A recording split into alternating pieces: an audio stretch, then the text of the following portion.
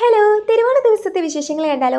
രാവിലെ നേരത്തെ ഏറ്റ് ഞാൻ വേഗം പോയി കുളിയൊക്കെ കഴിഞ്ഞു കേട്ടോ. പൊന്നൂട്ടി ഏക്കാത്തതുകൊണ്ട് തന്നെ വേഗം തന്നെ പൂക്കളൊക്കെ ഒരുക്കാലോ എന്ന് എഴുതി. അവൾ ഏറ്റ് കഴിഞ്ഞാൽ പിന്നെ ഒന്നും നടക്കില്ല. അതുകൊണ്ട് ആദ്യം തന്നെ പൂവൊക്കെ ഇങ്ങനെ അരിഞ്ഞ് സെറ്റ് ചെയ്ത് വെച്ച് കുറച്ച് പൂവൊക്കെ ചേട്ടായി മേടിച്ചുകൊണ്ട് വന്നു. ഇതൊക്കെ നമ്മുടെ വീട്ടിലുണ്ടായ പൂവാണേ. എങ്ങനെ പൂവിടേണ്ടതെന്നൊന്നും എനിക്കൊരു ഐഡിയ ഉണ്ടായിരുന്നില്ല കേട്ടോ. കാരണം കുറേ നാളുകൾക്ക്, അതായത് വർഷങ്ങൾക്ക് ശേഷം വേണേൽ ഞാനൊരു പൂക്കളോ ഒരുക്കുന്നതെന്ന് വേണേൽ പറയാം കേട്ടോ. അതും തന്നെ എനിക്കൊരു ഐഡിയ ഉണ്ടായിരുന്നില്ല.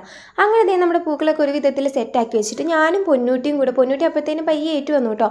അങ്ങനെ ഞാൻ അവൾക്ക് ചായയും കൊടുത്ത് ഞങ്ങളും കഴിച്ചിട്ട് രാവിലെ ഇഡലി സാമ്പാറായിരുന്നു. ഈ ഒരു ഓണത്തിന് ഞങ്ങൾ ശരിക്കും മറന്നുപോയൊരു കാര്യം ഊഞ്ഞാല് കെട്ടാനായിരുന്നു കേട്ടോ. കഴിഞ്ഞ പ്രാവശ്യമൊക്കെ ഞങ്ങൾ കെട്ടിയിട്ടുണ്ടായിരുന്നു. ഇത്തവണ ഞങ്ങളിതേ മാവിൻ്റെ ചോട്ടിക്കൊണ്ട് കെട്ടാന്ന് കരുതി. അങ്ങനെ അച്ഛൻ ഒരു ഊഞ്ഞാലൊക്കെ കെട്ടിത്തന്നു. അതിൽ ഞാൻ കുറച്ച് ഉയരുന്ന ബാക്കി പൂവൊക്കെ ഇങ്ങനെ ചുറ്റി വെച്ചു.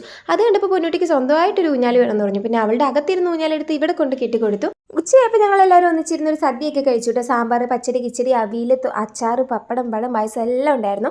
അവസാനം കഴിച്ചല്ലേ തന്നെ പപ്പടവും പഴവും പായസം എല്ലാം മിക്സ് ചെയ്ത് ഞാൻ വയറ് നിറയെ സദ്യ കഴിച്ചു കേട്ടോ.